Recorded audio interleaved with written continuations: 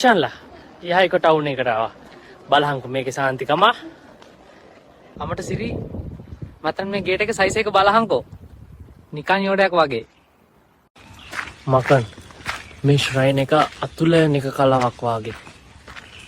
මාරම cool සාහෙන්න පරණ ගැස්.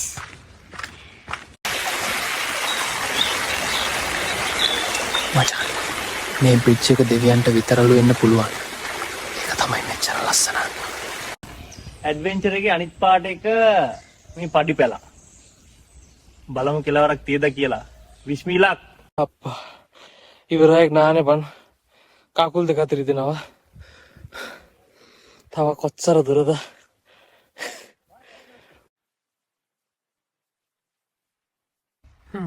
මචන් පඩි පැල නගලා ඇති.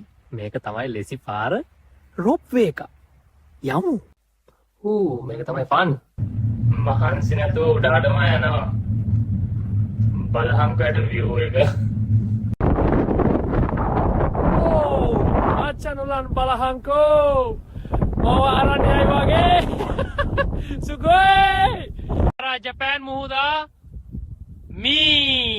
නීගට සිටි එක ඔක්කොම උදින් පෙනවා. පිස්සු හදනවා බාන්. මේක නිසා ආපු ගමනම සර්ථකයි මචන්.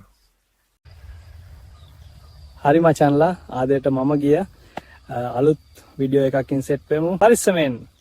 ජය වේවා.